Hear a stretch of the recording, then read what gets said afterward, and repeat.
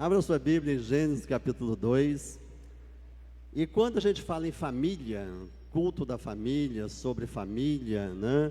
Eu gosto muito de um texto que nós temos lá em Atos, enquanto você está abrindo aí, Atos 2:46, parte B, que fala que eles juntos participavam das refeições com alegria e singeleza de coração. Ou seja, nos ensina que a mesa é um lugar de comunhão, que tem que ser um lugar de alegria, um lugar de participarmos como família. Ninguém senta numa mesa se não for família. Ninguém senta numa mesa se não tiver relacionamento. Ninguém vem para a mesa trazendo alguém se não tiver intimidade. E quando eu leio esse versículo lá de Atos, eu sempre lembro sobre família, a importância da família, o que é a família. E a grande pergunta para mim e para você: como é a sua casa em relação a isso? Como é a sua mesa? Como é o seu relacionamento? Como é essa intimidade na sua casa diante do Senhor? Porque a mesa é isso, é lugar de nós dividirmos, né, as nossas... Eu falo isso porque na minha casa eu tenho o costume de sentarmos à mesa. O dia que alguém não sentar à mesa, fala, tem alguma coisa errada. Às vezes alguém está no quarto, não quer vir para a mesa, fala que está acontecendo alguma coisa.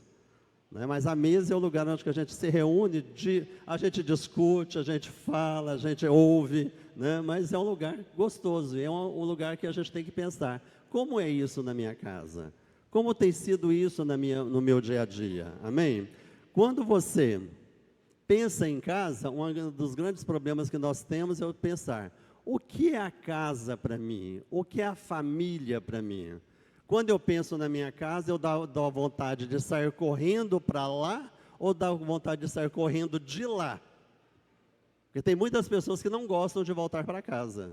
Tem muitas pessoas que não gostam de estar na sua casa, porque acaba sendo um lugar de conflito, de confronto, né? Um lugar onde as opiniões são divergentes, não entram em acordo, e isso é muito complicado. Por isso que eu sempre digo que família é o plano de Deus para a minha vida. Você pode dizer isso comigo? Família, o plano de Deus para a minha vida. Amém, glória a Deus. Nós estamos no ano de 2024, onde nós estamos falando sobre revitalização e crescimento. Durante toda a semana nós oramos ao Senhor aqui, nos reunimos, né? E clamamos ao Senhor sobre esta revitalização, esse avivamento, esse novo de Deus sobre as nossas vidas, e não seria diferente sobre a nossa casa e sobre a nossa família. A nossa família, ela tem que ser precisa, ela tem que ser revitalizada. Qual a área na sua casa, na sua família que precisa ser cuidada? Qual a área na sua casa, na sua família que precisa ter um olhar diferente? Porque às vezes os ambientes são diferentes da nossa casa. Às vezes a sala está muito bonita, mas a cozinha está bagunçada. E a nossa vida é desse jeito. E nós precisamos ter um olhar diferente para esses lugares e saber lidar com esta revitalização. Aquilo que é vital para que minha família permaneça. Aquilo que se torna vital para que eu possa continuar crescendo na minha casa. Porque se a gente pegar o que tem no mundo hoje, existem muitas forças negativas contra a família. O cenário é totalmente negativista quando a gente fala sobre família. Existem muitas vozes dizendo que a família acabou, que não existe mais família, que a família não é mais relevante, né? Que ela já está ultrapassada, que isso é coisa do passado. E nós temos que aprender isso, tomar conta dos nossos filhos, né? Senta com seu pai aí, com a sua mãe, né? Cuida deles aí, cada um cuida dos seus, né? É o que a gente tem que aprender e ensinar os nossos filhos. Na minha época de igreja, o pai só me olhava assim, tinha que ficar quieto, né? Então em casa a gente tinha uma conversa mais séria. Então esse culto da família está sendo também um motivo para a gente poder estarmos educando os nossos filhos. Queremos ter as nossas salinhas, vamos ter os nossos ambientes para as nossas crianças, mas elas têm que aprender também a ouvirem e serem disciplinadas na casa do Senhor. Amém? Então, que você possa aprender isto. Então, como eu disse, existem muitas vozes dizendo que a família não existe, que ela está ultrapassada, que ela é coisa do passado, que é coisa de pessoas quadradas, que hoje o tempo está moderno. E quando eu penso sobre família, nós iniciamos esse trabalho, o culto da família, há alguns anos já. Mas especificamente o ano de 2023 foi um ano onde que nós realmente nos entregamos com o propósito de termos esse culto da família todos os meses, e ao final temos sempre um almoço, depois para que a gente tenha comunhão à mesa, e possamos estar juntos pensando sobre isso. Então o nosso desejo, o desejo do nosso coração, é reafirmar na sua vida, na minha vida, na vida da igreja, que a família não acabou. Quando nós nos encontramos todo segundo domingo do mês pela manhã, aqui é para falar, a família continua forte, porque ela continua crendo nas promessas do Senhor. Ela pode estar até fragilizada, ela até pode estar neste sentido, e ela precisa ser fortalecida. E quando ela precisa ser fortalecida, é neste lugar que nós buscamos o fortalecimento para as nossas famílias. Quando a gente assiste televisão, alguém aqui assiste televisão? Ou é só eu? Porque às vezes pode ser só o pastor, né? Todo mundo não assiste uma televisão. Então, às vezes pensei que era só eu. Mas a gente pensa, olha, tem muita gente que assiste novela. O Cid ali, ó, me conta tudo, né? Então a gente pensa assim, sobre televisão, hoje a gente vê os filmes que são passados na televisão, sejam filmes de qualquer lugar, né, os hollywoodianos ou de qualquer outro lugar, ou também as nossas novelas, as novelas que são passadas, ela nunca mostra um casal normal, um casal onde que ele é feliz e tem prazer na sua casa, que ele tem prazer nas suas relações sexuais normais entre eles. Sempre mostra que a amante, o outro, aquela relação é bem melhor. Se a gente observar que as nossas propagandas são todas tendenciosas ao sexual, a chamar a atenção, para que você possa estar traindo, que você possa estar fazendo algo que seja diferente daquilo que é normal para nós como família. Mas o que a Bíblia diz sobre isso? O que a Bíblia fala sobre família? Então, em Gênesis, capítulo 2, versículo 18 e 24, eu quero ler com você nesta manhã. A minha versão diz assim, capítulo 2, versículo 18 e 24. Já lemos isso inúmeras vezes em encontros de casais, somos ministrados, fala sobre esses versículos, mas eu quero compartilhar com você nesta manhã. Diz assim, o Senhor Deus disse ainda, não é bom que o homem esteja só. Farei para ele uma auxiliadora que lhe seja semelhante. Esta versão minha fala semelhante. E eu achei interessante quando ele falou semelhante, porque a gente fala assim, Deus dá tampa conforme o balaio. Não é isso que a gente fala? Por quê? Porque são semelhantes. Eles são iguais, idôneos entre si. Alguma versão fala sobre ser idoneidade, mas a semelhança traz isso. Você nunca vai achar uma pessoa que não te completa. A pessoa que pode vir pode ser totalmente diferente, mas aquela que vem para completar você, pelas semelhanças que você tem. Então, um auxiliador que seja semelhante a ele. 24. Por isso, o homem deixa pai e mãe e se une à sua mulher, tornando-se os dois uma só carne. Amém? Até aqui. Como eu disse, a gente já ouviu muito sobre isso. Mas quando você tem uma dúvida sobre quando você tem um equipamento que você quer usar ele e não sabe como usar, o que você faz? Você vai no manual. E qual é o nosso manual quando a gente fala sobre família? A nossa Bíblia. Ela que nos ensina a lidar com a nossa família. E se nós percebermos nesse texto que nós lemos, existem duas passagens bem interessantes. A primeira, a família é uma ideia de Deus. Foi Deus que constituiu a família. Foi Deus que disse, olha, não é bom, o Senhor disse ainda, não é bom que ele esteja só. Então, Deus instituiu a família de maneira que ela sempre existirá. Ela nunca vai acabar, porque não foi projeto meu, não foi projeto seu, não foi projeto da igreja, é um projeto de Deus. É Deus que instituiu a família. A sociedade pode fazer o que quiser, mas a família sempre continuará existindo, porque ela sempre vai ser blocos, alicerce, colunas para crescimento de uma sociedade. E foi Deus que trouxe e instituiu a ideia de família. A segunda coisa, que Deus criou Adão e o colocou num ambiente perfeito. Sim ou não? Sim, o ambiente era perfeito, o jardim era maravilhoso, estava tudo bem. Adão tinha tudo o que queria. E Deus disse: não é bom que o homem esteja só. Aí ele trouxe a mulher. Estragou o jardim? Sim ou não? Não, né? Mas trouxe alguns desafios de relacionamento. Porque o que nós temos que aprender é que pessoas foram feitas para as pessoas, né? Deus se relacionava com Adão. Existe uma relação entre Deus e o homem, mas precisava dele se relacionar com a outra pessoa. E o que a gente tem que aprender é isso. Nós fomos feitos pessoas para nos relacionarmos com pessoas. Nós adoramos o nosso Deus, buscamos a Deus para que Ele nos dê a direção. Então a grande pergunta para mim e para você: para que serve a família? Você já parou para pensar sobre isso? Para que serve a família? Qual o pensamento que você tem? Para que serve a família? E então a mensagem de hoje eu quero compartilhar com você algumas respostas bíblicas a essa pergunta. Para que serve a família?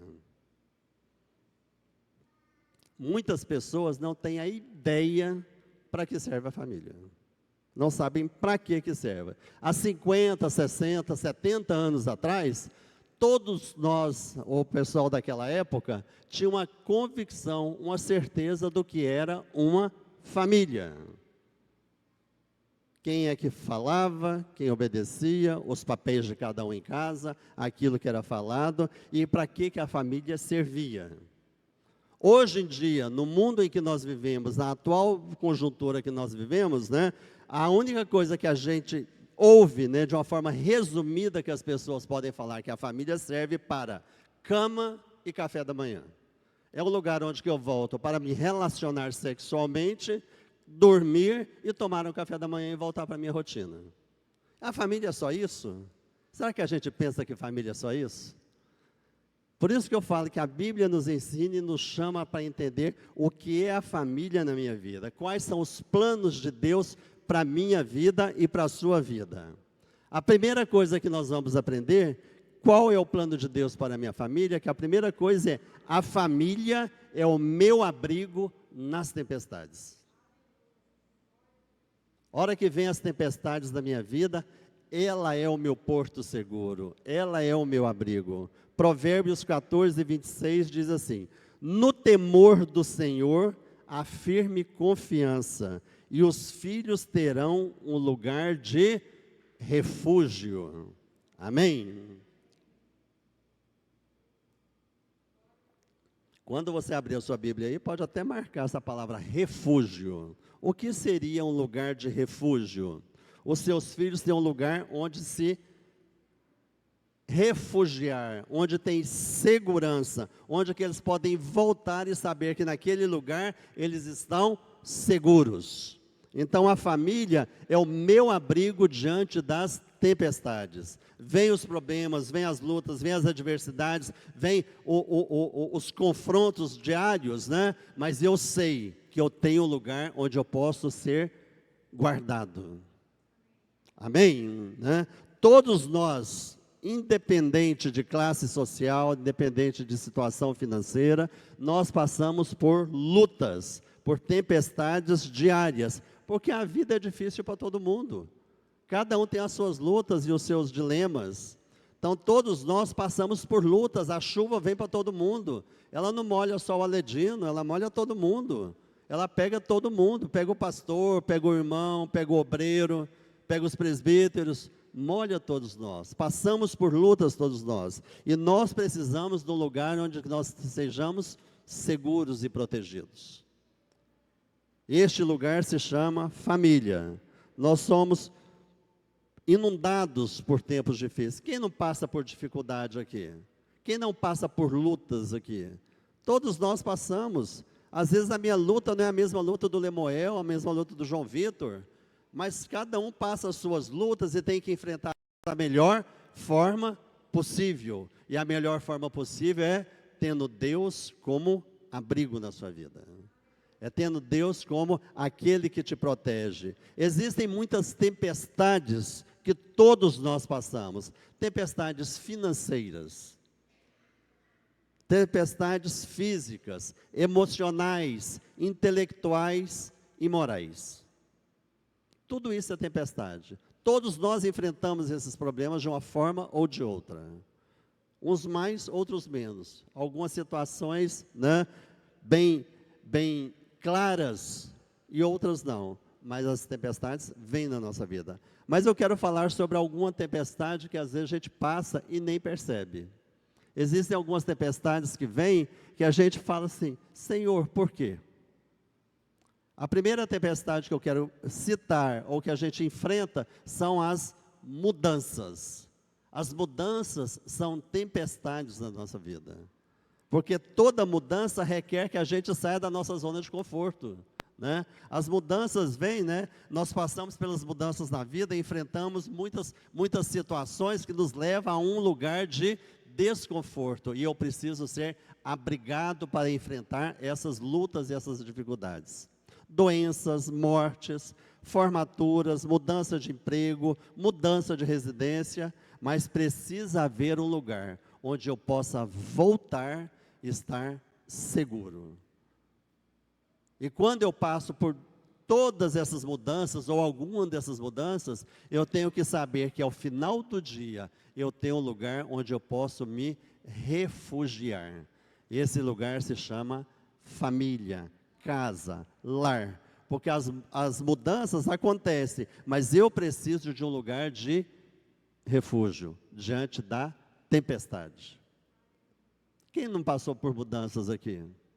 Quando a gente vai passar mudança por um emprego, fala: meu Deus, como é que vai ser? Eu vou abrir uma empresa, fala: Senhor, o que é que vai ser? Como é que vai ser? Eu vou pagar as contas no mês que vem? Estou abrindo a empresa agora, né? Eu não tenho cliente.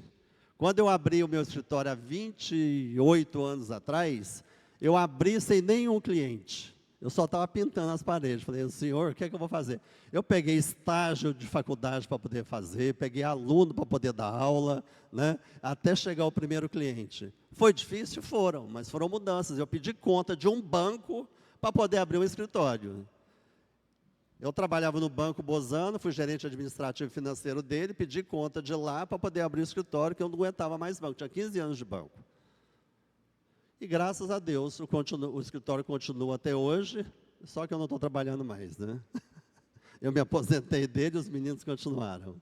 Mas assim, foram mudanças, e naquela época eu falei: mãe, a minha mãe estava, eu compartilhava essas lutas com ela, né? Fala: mãe, o que é que vai ser dos meus filhos? Estavam com 4 anos de idade, 5 anos de idade. Falei: o que é que eu vou fazer diante dessas mudanças? Ela falou assim: vai dar aula. Aí eu falei: eu vou dar aula porque eu preciso de um plano de saúde. Eu fui dar aula no estado porque eu precisava de um plano de saúde, principalmente por causa da Lívia, que ela estava passando muito pequenininha e a gente fazia um acompanhamento médico. Aí eu fui dar aula, saí do banco do dia 31 de maio, no dia 1º de junho, no outro dia eu comecei a dar aula. Eu fui contratado, eu cheguei em casa, a diretora tinha ligado atrás de mim para poder dar aula, aqui no Assis Chateaubriand. Estou lá até hoje. Isso tem 28 anos. Então, quer dizer, foi a primeira mudança, enfrentar isso. Eu nunca tinha entrado numa sala de aula. Falei: o que eu vou dar? Fui dar aula de português. Eu dava aula de matemática, eu sou professor de matemática, mas fui dar aula de português. É a aula que tinha. Falei: tá bom, eu vou dar, né? E dei aula alguns meses, depois eu acabei pegando matemática. Mas foi um desafio na minha vida. Foi um desafio enfrentar, mas eu fui impulsionado por uma situação que me levou a tomar uma decisão. Foi difícil? Foi. Mas existia um lugar de segurança, que era Deus que estava nos impulsionando como abrigo, como segurança, como lugar seguro. Então, mudanças são difíceis, mas elas são necessárias para o nosso crescimento. Se você não mudar, você vai continuar estagnado do mesmo jeito. Se você não tiver uma posição de você, como homem, como mulher de Deus, de mudar a sua vida, o seu caminhar, você vai continuar do mesmo jeito, vivendo 2024 sem uma revitalização. Então, a minha posição diante de Deus, como servo de Deus, tem também que mudar. Exige de mim esforço. Mas saiba que você tem um lugar de abrigo, de segurança diante das tempestades da vida. A segunda coisa que nós temos que aprender também é que os nossos fracassos também são tempestades. Quantas coisas a gente faz que não dá certo? Isso não é errado, isso nos faz crescer também, né? Você nunca, ou nunca não, né? Nem sempre a gente vence em todas as lutas. Algumas lutas nós somos desafiados, né, a continuar lutando, né, porque a guerra não acabou. Mas o fracasso, ele vem para algumas pessoas. Às vezes você está esperando uma promoção do seu trabalho, e ela não veio, aí você fica revoltado. Às vezes você está esperando mais alguma coisa que, né, no seu íntimo, e não vem. Você tirou uma nota ruim na faculdade, não era o que você esperava, você é reprovado em tal disciplina, você não esperava. Então, tudo isso são fracassos, mas isso vai fazer você desanimar? Não. Às vezes a empresa que você abriu não deu certo, mas isso é o quê? Tempestades que vêm na nossa vida, porque sabemos que Deus tem algo melhor. O plano de Deus é melhor para a minha vida e para a sua vida. Muitas coisas não acontecem como nós planejamos, mas saiba que nada foge ao controle do Senhor. O Senhor é aquele que é o lugar porto seguro, lugar seguro diante das lutas e das tempestades. Por isso que Eclesiastes 4:9 diz assim: melhor é serem dois do que um, porque maior é o pagamento pelo seu trabalho. Porque se caírem, um levanta o companheiro, mas ai do que estiver só, pois caindo não haverá quem o levante. E quando a gente fala sobre cair e família, é esse sentimento que vem ao nosso coração. Porque um sustenta o outro nas suas lutas e nas suas dificuldades, nos seus fracassos, na sua caminhada, porque aquele companheiro, aquele filho, aquela filha, aquele pai, aquela mãe, eles vão sempre estar conosco diante dos nossos fracassos, ou deveriam estar, porque às vezes a gente também faz isso, né? Em vez de ajudar, faz acusar. Eu falei para você que não ia dar certo, né? Você fracassou porque você não ouviu. Já fracassou mãe, já fracassou pai, já fracassou mulher, já fracassou. O que você tem que fazer agora? Acolher, ajudar ele a levantar. É por isso que a Bíblia fala que é melhor serem dois do que um. Se for para você acabar de matar, não precisa. Você foi chamado para ser um com ele. E quando a gente fala sobre isso, a gente está chamando sobre a responsabilidade sobre nós mesmos, de como nós enfrentamos os nossos relacionamentos, sempre de acusador, sempre de olhar para o outro e estar acusando e estar cobrando alguma coisa. Mas o Senhor te pôs junto como família para que vocês possam crescer. E se algo precisa ser revitalizado, olhe para esse relacionamento, olhe para a sua vida e peça ao Senhor o que precisa ser mudado. Os membros da sua família sempre vão torcer por você. O fracasso, ele pode até acontecer, mas ele não vai poder me paralisar. Porque ele vem para que eu possa crescer, ser ensinado e saber que eu estou num lugar seguro que se chama família.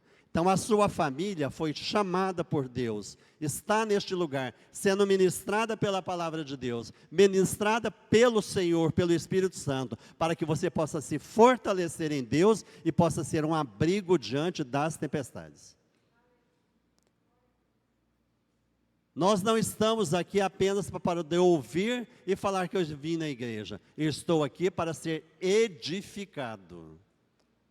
Se você não for edificado, você não vai conseguir crescer. A edificação é que nos dá o sustento para o crescimento. Porque o crescimento vem de Deus. Uma outra coisa que nós também aprendemos, diante das tempestades, que nós temos que enfrentar a rejeição.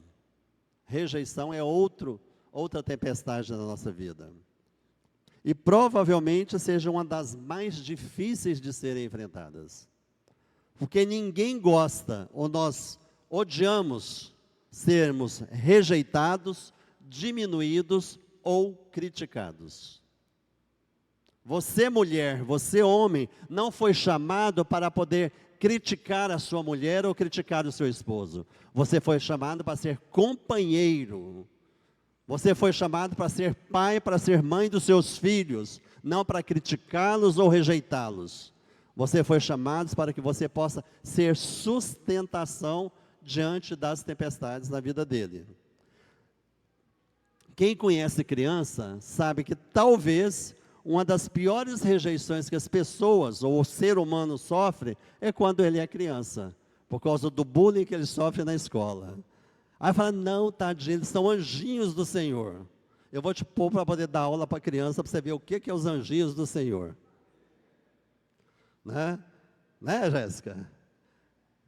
Porque como são pessoas que gostam de atacar o outro, diminuir o outro, rejeitar o outro, ver uma coisa diferente, não aceitar. E muitas pessoas crescem no seu íntimo, no seu interior, com isso guardado e levam isso para a vida. Levam isso para casa, para os seus relacionamentos, para a sua família, para a relação com os seus filhos, com essa rejeição no seu espírito, na sua alma. E precisam ser tratados, precisam ser cuidados. Nós precisamos de um abrigo diante das tempestades, quando as pessoas nos diminuem e nos rejeitam. Esse abrigo se chama família. Você chega em casa e fala, meu filho, o que aconteceu? Fizeram isso comigo na escola. Mas você sabe que quando você chega em casa, tem alguém que vai falar, olha, você não é isso. Você tem uma identidade, você é filho, você é amado, você é querido. A gente sabe também que nosso filho é difícil. Mas a gente não pode deixar que as lutas e as dificuldades façam também que a gente aceite ou diminua eles. Eles foram feitos para serem sustentação nesta geração que nós vivemos. Você foi levantado para ser sustentação neste lugar que você está. Então nós temos que aprender a enfrentar a rejeição das mudanças, as tempestades, das mudanças, dos fracassos e a rejeição na nossa vida. O lar, a família, a casa, ela foi criada para significar segurança. A sua casa, a sua família tem que ser um lugar seguro. Que quando nós atravessamos as tempestades, as lutas, nós sabemos que existe um lugar onde que eu possa voltar e ela ser resposta na minha vida. Porque existe uma família que me protege, uma família que cuida de mim, uma família que me ama, uma família que está comigo. E a pergunta agora é para você. E você ama a sua família? Qual o sentimento que você tem em relação a ela? Porque muitas pessoas deixam de demonstrar este amor. Vai demonstrar quando as pessoas morreram, quando foram embora, vão sentir, nossa, como é importante na minha vida, a minha mãe, o meu irmão, a minha esposa, o meu marido. Eu falo que todo marido que morre, ele vira santo, porque no caixão fala, oh Senhor, como ele era bom, porque vai descobrir isso muito tarde. O ideal de Deus é que as nossas casas, os nossos lares sejam abrigos em tempos de tempestade. Como eu disse, tempestade vem para todo mundo, luta vem para todo mundo, mas que a sua casa seja um lugar de abrigo. Essa é a primeira coisa que nós aprendemos. A segunda é que a família é o centro de aprendizado para a vida. É na sua família. Lá é um centro de treinamento, um centro de aprendizado. Para quê? Para a vida. Salmo 144, versículo 12, diz assim: que na sua mocidade os nossos filhos sejam plantas viçosas e as nossas filhas sejam como as colunas que enfeitam a frente de um palácio. Geralmente nós pensamos que os pais devem ensinar os filhos, mas nós somos ensinados mutuamente. Nós crescemos nesta relação de pai e filho. Os nossos filhos são direcionados, são treinados, eles estão aprendendo, mas nós também aprendemos, porque ninguém também nasceu pai, ninguém também nasceu mãe. Você, a primeira coisa que você foi é filho, e às vezes na sua criação, do seu pai e da sua mãe, ficaram lacunas que você vai aprender quando você apenas quando você é pai. Se você não está aprendendo com a sua família, você está perdendo. Por quê? Porque, como eu disse, a família tem um centro de treinamento e você precisa aprender a lidar com este lugar. Os seus filhos têm que ser educados, eles têm que ser guardados, têm que ser discipulados, têm que ser instruídos, disciplinados na sua casa. Não é na escola, não é na igreja, é na sua casa. Porque a casa é um lugar que precisa ser cuidada, porque ele é um lugar de cuidado, é um lugar de abrigo, um lugar onde eu estou ali sendo treinado para a minha vida. Quando eu falo sobre isso, eu sempre comparo isso a um jardim, né? A família é um jardim, e quando você olha o jardim da sua casa, muitas vezes você olha e fala assim, ele está descuidado, né? Está precisando de um adubo, está precisando de uma água, está precisando de alguns nutrientes para que ele possa trazer vida, igual a plantinha do pastor Cício que eu falei aqui, né? Deixou ela abandonada uns dias lá, ela começou a morrer. Precisava de alguém que cuidasse dela. Assim também é a nossa família. Assim também é o nosso jardim. O jardim ele precisa de ser cuidado para que ele possa ter crescimento. Ele não vai crescer se ele não tiver cuidado. Se não houver revitalização na sua família, cuidado para esse crescimento, ele vai continuar sendo feio, sujo, abandonado. E ele precisa ser cuidado por você. Amém? Efésios capítulo 6, versículo 4 diz assim: pais, não tratem os seus filhos de tal maneira que eles fiquem irritados. Ao contrário, vocês devem criá-los com disciplina de acordo com os ensinamentos cristãos. Amém? Quando nós olhamos esse versículo e pensamos sobre ele, o que nos chama a atenção, duas palavras: disciplina e ensinamento. Nós precisamos disciplinar os da nossa casa e ensiná-los aquilo que é mandamento de Deus, o que a palavra de Deus diz, né? Então nós treinamos os nossos filhos para conduzi-los em alguns estágios na vida. E o primeiro estágio que a gente conduz ele é no controle dos pais. Nós temos que aprender a respeitar os nossos pais. Da mesma forma também que nós temos que ensiná-los a ter autocontrole, o controle deles mesmos.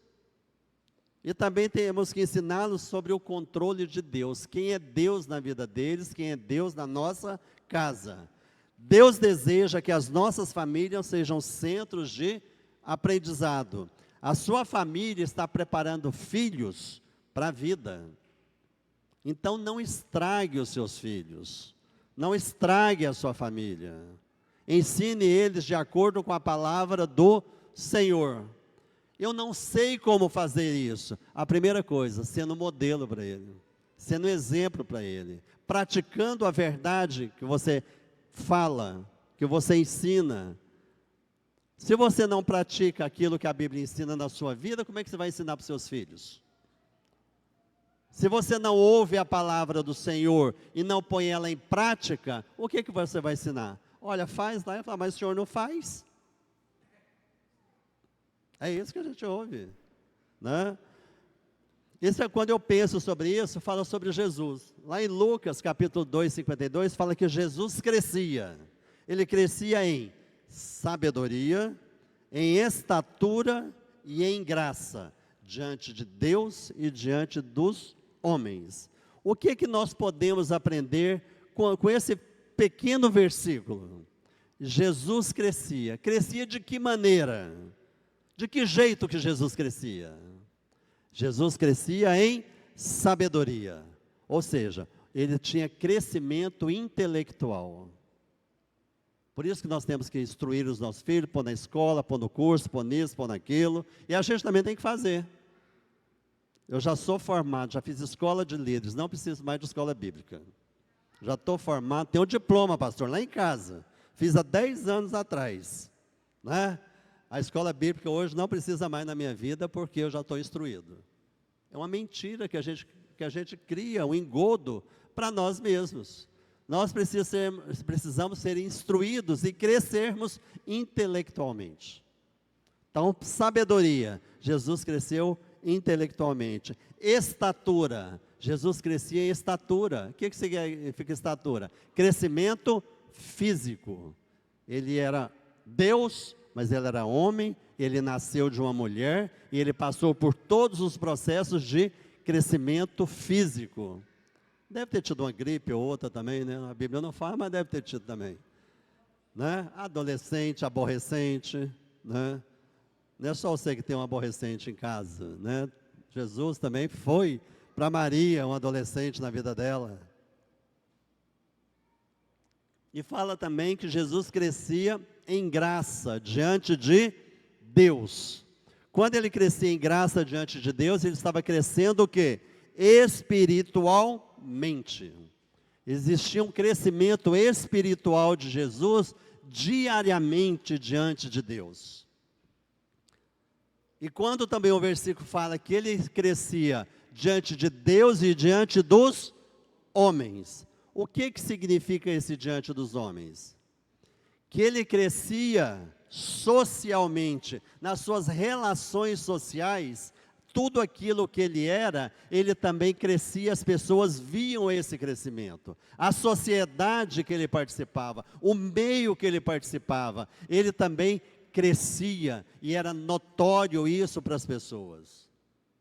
Então nós temos que aprender que nas nossas vidas, a minha vida, a sua vida, a vida da minha família, nós temos que crescer intelectualmente, fisicamente, espiritualmente e socialmente. Por quê? Porque foi assim que Jesus nos ensinou. Esta é a palavra do Senhor para mim e para a sua vida. Existem algumas bases da nossa vida que precisam ser confrontadas, que precisam ser olhadas. E nós temos que aprender a ter relacionamentos saudáveis.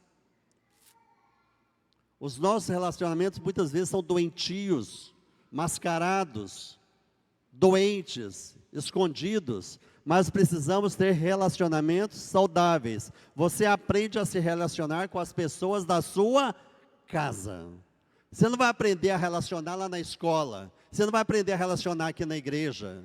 Aqui é o reflexo daquilo que você é na sua casa. Você, agente adulto, consegue mascarar, pôr uma máscara na cara e falar, olha, oi pastor, né? Mas quando nós ensinamos isso para os nossos filhos, nós ensinamos tudo errado. Eles têm que crescer para a vida, e a vida vai ensinar eles se você não ensinar. Então, relacionamentos saudáveis são constituídos, criados, são plantados no coração da família, dentro da sua casa. Lá em casa, às vezes, a gente fazia algumas reuniões, e eu falava, gente, eu quero sentar na mesa e conseguir orar com todo mundo. E passava menino correndo para lá, menino correndo para cá, né, e um gritava, outro fazia, eu falava, não, vamos comer. Desistir de orar, né? Mas assim, é um relacionamento saudável. Mas que a gente, com o tempo, a gente foi entendendo. A idade vai fazendo isso, né? E a gente foi aprendendo a lidar com essas situações, sem que isso me estressasse. Foi disciplinador para mim. Ou seja, a gente estava aprendendo a ter um relacionamento saudável dentro de casa, entendendo as situações que a gente está vivendo. Pega o menino pelo cabelo lá, traz aqui, põe nessa cadeira. A hora que você olha para um, o outro fugiu, né? Mas passa. E a gente fala, olha, hoje vamos sentar para comer. Todo mundo senta. Vamos sentar, quem vai fazer oração? Aí tem hora que briga, né, para fazer oração. Mas assim, mas são coisas que acontecem, que a gente ensina na nossa casa, na nossa mesa, no nosso dia a dia, no nosso relacionamento diário. São relacionamentos saudáveis que nós vamos criando para os nossos filhos dentro da família. Pega um menino desse e põe lá na fila da escola para poder pegar o lanche no balcão. Derruba tudo. Por quê? Porque ele não foi disciplinado na sua casa. Quer cortar caminhos, quer passar na frente do outro, quer ser mais esperto. E a vida nos ensina que não é isso. E não é só para os nossos filhos, não. Para nós mesmos. Quantas vezes a gente quer cortar o caminho, desviar os caminhos das nossas relações? Não enfrentar este relacionamento ou não construir um relacionamento saudável. Uma outra base também para a nossa vida será um caráter verdadeiro. O que significa caráter verdadeiro? Que muito do nosso caráter nós herdamos dos nossos pais. Eu digo que caráter, ele é apanhado, ele não é ensinado. É como uma gripe, você chega perto ali, ó, da pessoa gripada, você apanha uma gripe. É da nossa relação, da nosso convívio. Então, se o caráter da sua família, dos seus pais, é um caráter deformado, você vai criar nesse ambiente de um caráter, Freud explica, né? Você é fruto do meio que você vive, né? Então, a gente fala que o caráter, ele pode ser moldado, trabalhado, né? Por quê? Porque ele foi entrar disciplinado, foi criado um caráter verdadeiro. Muitas vezes a gente fala, olha, meu filho, seja honesto na sua vida, né? Olha para a vida, olha para as suas coisas, olha para os seus tempos, seja honesto. Aí alguém te liga e fala, não, fala que eu não estou. O que vale mais, a sua palavra ou a sua atitude para o seu filho, na sua casa? O que vale muito mais é a sua atitude. As suas palavras ele nem escuta, mas ele te observa em cada passo que você dá. Ele te observa na sua conduta da sua vida.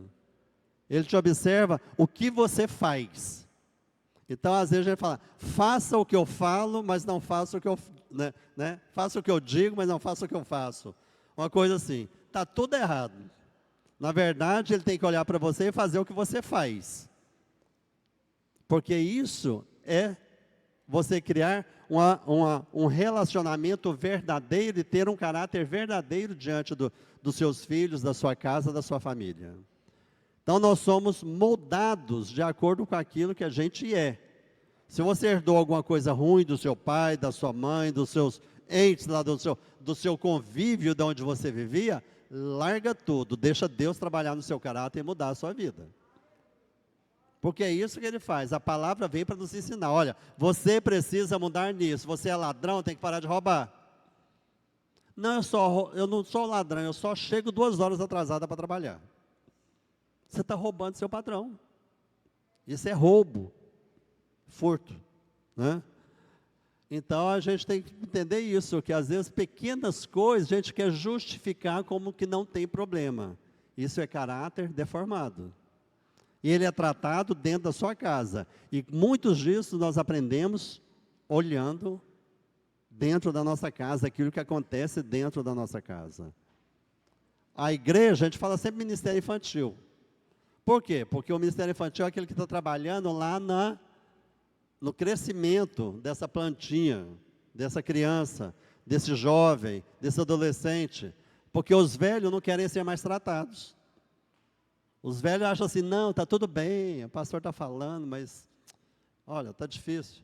Deus quer tratar de você, Deus quer tratar da sua vida, por quê? Porque Ele quer uma família segundo o coração de Deus. Ele quer uma família como plano perfeito.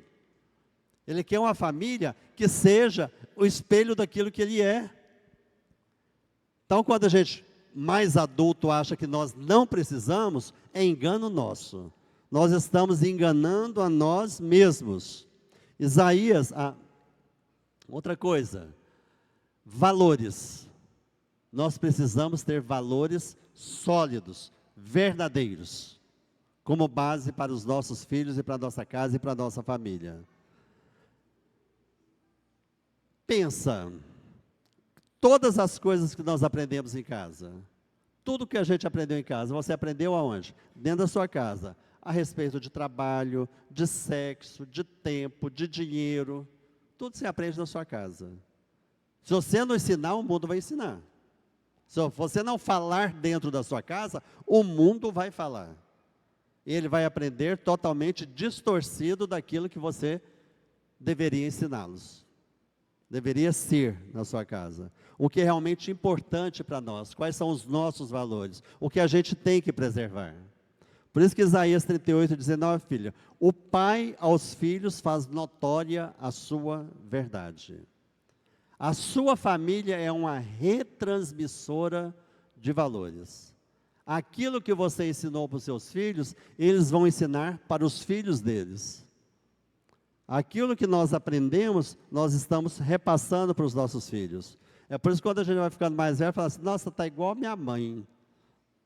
Quantas pessoas já ouviram isso? Olha lá, a Cláudia está igual a mãe dela, né? Fazendo, praticando as mesmas coisas, falando as mesmas coisas, vivendo as mesmas coisas. Porque são valores que foram transmitidos. É como a gente fala lá nas provas de revezamento, né, sobre revezamento, entrega de bastão. Você corre o seu tempo, entregou o bastão para a próxima geração corre, entrega o bastão para a próxima geração, dos valores que você transmitiu. Mas quais os valores que você tem transmitido? Valores de que não tem nada a ver, de que tudo pode, de que você escolhe quem você quer servir, de que a igreja não é importante, que Deus, na hora que você crescer, você vai entender o que é isso, e você né? Muitas pessoas fazem isso, e está tudo errado. Está tudo errado. A gente tem que ensinar a nossa família a crescer de acordo com a palavra de Deus, a ter uma fé verdadeira, a de saber que Ele está servindo, de saber que, olha, que Deus é verdade, Deus não é uma opção. Quantos pais já ouviram falar, não, ele não tem idade para entender ainda. Quando ele crescer, ele resolve. Está errado. Isso é mentira. Nós temos que ensinar que Deus é a única opção na sua vida. Jesus morreu por mim e por você. Esta é uma fé verdadeira, em quem tenho crido, e eu sei que Ele é poderoso para mudar, para fazer infinitamente mais do que tudo que nós pedimos e pensamos. E eu quero falar para você, pai, para você, mãe, que este é o seu trabalho. Colocar valores no coração dos teus filhos, no coração da sua família. Você foi chamado para ser coluna naquele lugar. A família não foi um lugar para você fazer sexo e para você comer, levantar e tomar café da manhã. Porque isso passa também, viu? Vai acabando. Tem coisas que é boa para a vida toda. Tem gente que não se importa mais, não olha mais para dentro da sua própria família, para dentro do seu próprio relacionamento e vê a situação que está, aceita tudo como normalidade. As coisas são normais no seu tempo. Tudo tem um tempo. Tem um tempo de sermos instruidores, ensinadores. É aquele que zela, que guarda. E a palavra do Senhor nos instrui. A palavra do Senhor nos adverte. E quando eu falo sobre isso, eu falo que eu lembro muito da história de Timóteo. Quando a gente fala sobre geração para geração, ensinar sobre uma fé verdadeira, quem é o nosso Deus? Lá em 2 Timóteo, capítulo 1, versículo 5, diz assim, recordo-me da sua fé não fingida, Paulo estava falando, que primeiro habitou em sua avó Lóide e em sua mãe Eunice, e estou convencido de que ela também habita em você. Então, quando Paulo chegou a Timóteo, que foi discipular Timóteo, ensinar Timóteo, Timóteo já vinha sendo instruído. Foi difícil para Paulo? Não. Não foi, porque já existia uma base sólida, que foi criada dentro da sua família. A sua casa já instruía ele de acordo com os mandamentos do Senhor. A sua casa já ministrava essa verdade deste Deus verdadeiro na vida de Timóteo. Paulo apenas fez uma revelação da palavra, do chamado, daquilo que Deus queria para a vida de Timóteo. E o instruiu a seguir esse caminho. Mas a fé já veio lá da sua família, da sua casa. Da mesma forma que Deuteronômio também fala para nós, né? Estas palavras que hoje estão no seu coração, você as ensinarás aos teus filhos e delas falarás, sentado na tua casa e andando pelo caminho, ao deitar-se e ao levantar-se. E a pergunta para nós, por que a gente não faz isso?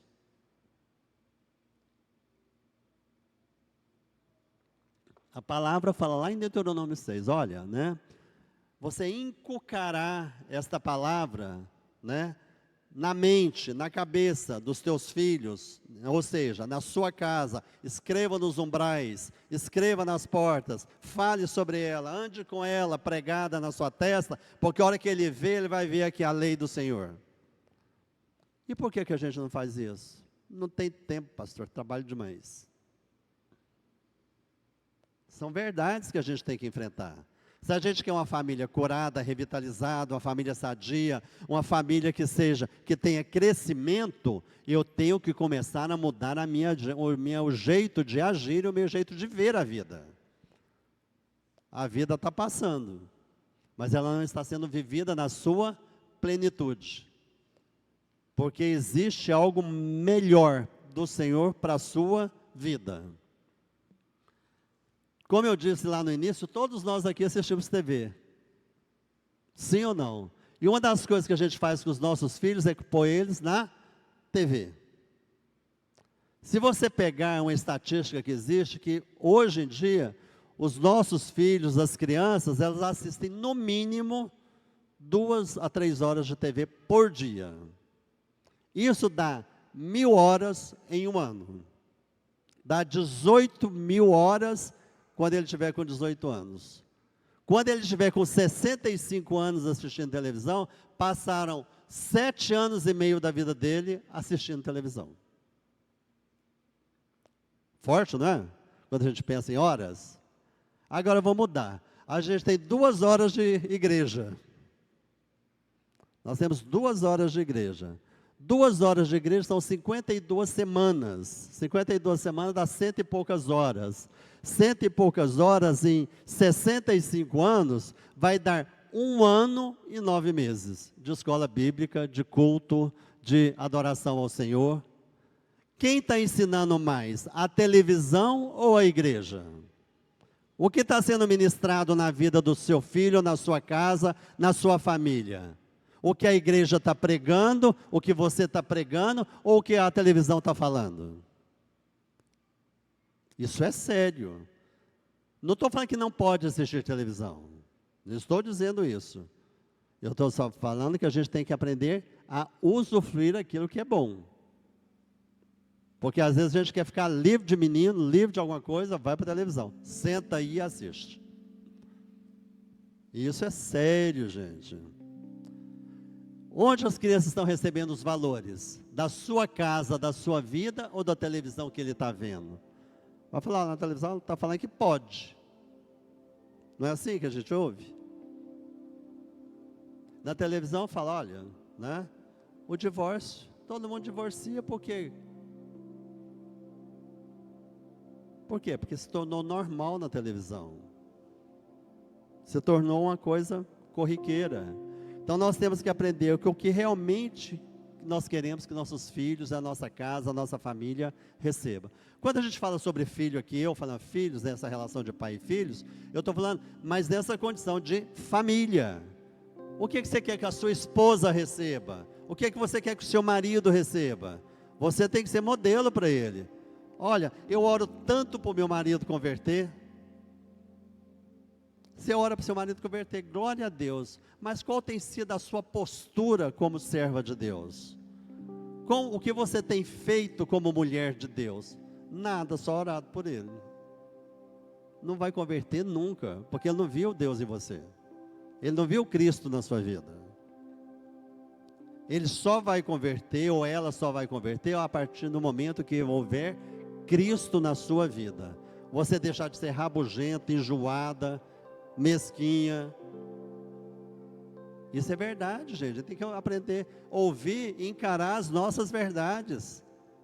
Aquilo que a gente é, que precisa ser tratado, que precisa ser revitalizado. Arranca a erva daninha para que possa nascer a flor. Arranca aquilo que é ruim para que o novo de Deus possa vir. Temos que aprender também que a família é o lugar para desfrutar. É um lugar para abrigo da tempestade, é um lugar onde que eu me sinto acolhido, eu me sinto protegido, eu me sinto amado, eu me sinto guardado, é um centro de aprendizado para a minha vida, mas também a família é um lugar de desfrute, de prazer, de estar juntos. Salmo 127, versículo 3, diz assim: os filhos são um presente do Deus eterno, eles são a verdadeira bênção. Os filhos que o homem tem na sua mocidade são como flechas na mão de um soldado. Feliz o homem que tem muitas dessas flechas. Amém? Então a família tem que ser um lugar de diversão, um lugar de prazer, de felicidade, um lugar de descanso, um lugar de festejar. Por isso que é importante a família se reunir, a família estar junta, se reunindo, se divertindo, brincando. Tem famílias que são verdadeiros quartéis generais, onde que tem um capitão e um soldado lá para poder mandar no povo. Mandar não é errado não, viu, gente? É o jeito que manda. Para ninguém falar de mim, né, Lívia? O povo fala que eu gosto de mandar. Eu acho que isso não é uma verdade totalmente verdadeira, só um pouquinho, né? Mas que tem que ser um lugar onde que a gente possa estar alegre, se divertindo, ter prazer de reunir a família, prazer de comer junto, prazer de sentar à mesa, prazer de brincar junto. A família, quando se diverte, ela brinca unida e ela permanece unida. E eu fico muito preocupado com isso, porque existem famílias onde as pessoas não têm relacionamento. Elas não sentam juntos, elas não participam juntas. Cada uma tem um horário de participar, de passar pela cozinha e pela mesa. Isso fala muito ao meu coração. Porque para mim é importante que todo mundo esteja junto. Seja de manhã, seja de noite, seja de tarde, mas no horário que dê. Mas que estejam juntos, que desfrute juntos naquele momento. Eu me preocupo muito quando um filho meu não está na mesa e vai para o quarto. E a gente come todo mundo junto e o outro está no quarto. Fala, o que está acontecendo? Aconteceu alguma coisa? Está sofrendo alguma coisa? Está passando por algum problema? Essa é a minha preocupação, como família, como manter a família. Mas eu também vejo, né, que é um lugar que nós temos que aprender a desfrutar dos momentos. Dá trabalho? Dá. Suja a casa, suja a vasilha, tem um punhado de bagunça depois, vai todo mundo embora e fica tudo para a Vanessa lá, né? Mas glória a Deus, mas estava todo mundo junto. É a mesma coisa que a gente faz com a nossa família espiritual, uma família para pertencer. Por que a gente faz um culto domingo de manhã com almoço depois? Para vender almoço? Claro que não dá dinheiro não, gente. Só dá trabalho. Estou sendo verdadeiro. Só dá trabalho.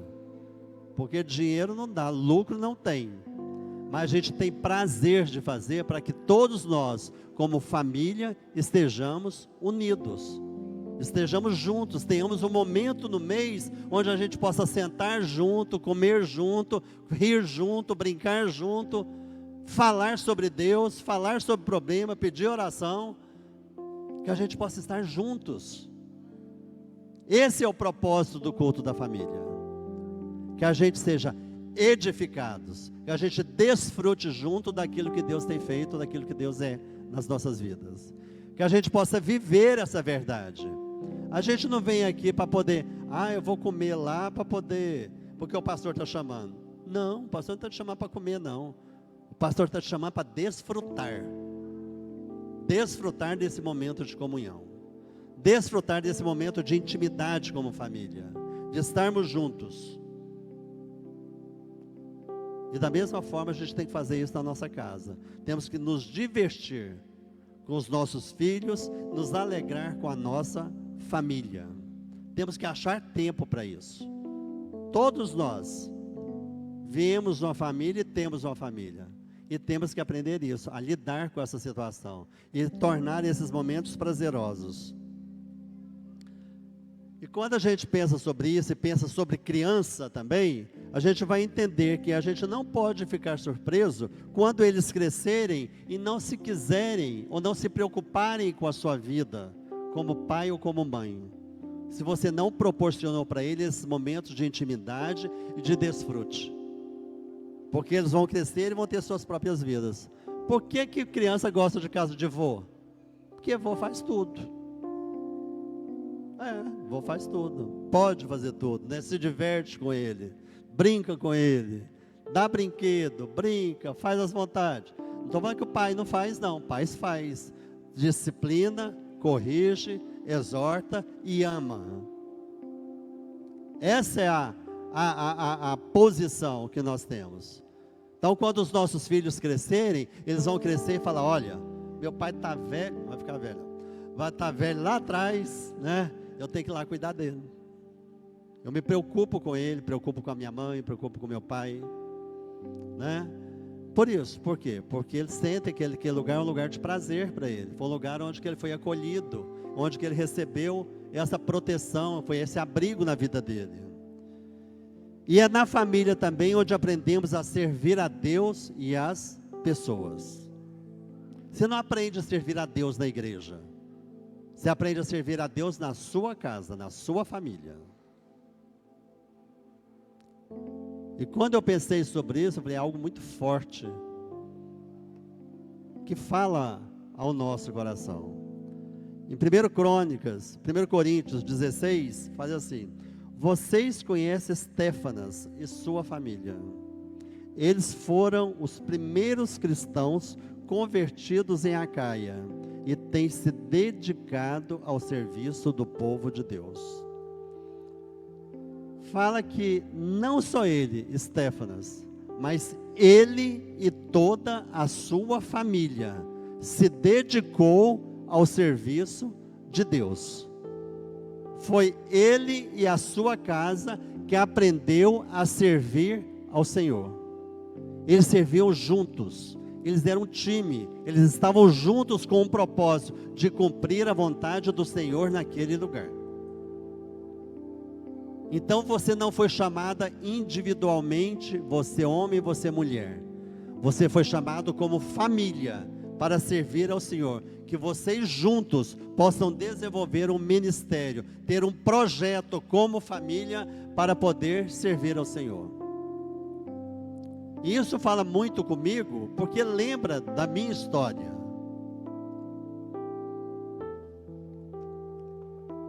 Quando eu fui, no ano de 2017, ao final de 2017, assumir esta igreja como pastor dessa igreja, antes de eu assumir a igreja, a primeira coisa que eu fiz foi reunir a minha família. Sentamos numa mesa e eu falei, olha, existe esta e esta condição. Vocês estão comigo? Porque se vocês estiveram comigo, eu vou. Se vocês não estiverem, eu não irei. Todos me apoiaram naquela decisão. E foi através dessa decisão, na mesa, em família, que eu vim ser pastor dessa igreja. Porque pessoalmente, naquele momento, eu não tinha condições, sozinho, de tomar uma decisão. Mas a família era o meu time. E foram eles que abraçaram todas as causas.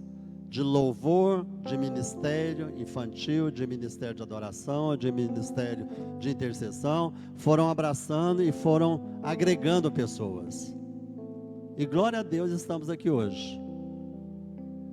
Edificados, consolidados, crescendo, revitalizando, né? E rumo àquilo que Deus está fazendo. Mas nós precisamos ter esse discernimento. que muitas coisas da nossa vida não é só para você, é para a sua família. O ministério não é seu, é o ministério da família. A importância da família estar juntos. E quando a gente fala sobre isso, sobre unidade, alegria, harmonia na família, né? Nós vamos ver lá em Atos 16:34 sobre a conversão do carcereiro.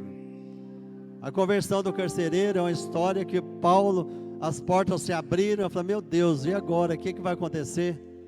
Aí Paulo falou, não estou aqui, não saí não. E o carcereiro se alegra, se converte ao Senhor, e alegrou-se tanto ele como a sua casa. Fala lá em Atos 16, e alegrou-se muito com toda a sua casa, por terem crido em Deus. Eles viram que aquilo que aconteceu, as portas se abriram, né? E Paulo continuou firme, pregando o evangelho, pregou o evangelho para aquele carcereiro ali. Ele e a sua casa se alegraram e acreditaram na palavra do Senhor e se converteram ao Senhor.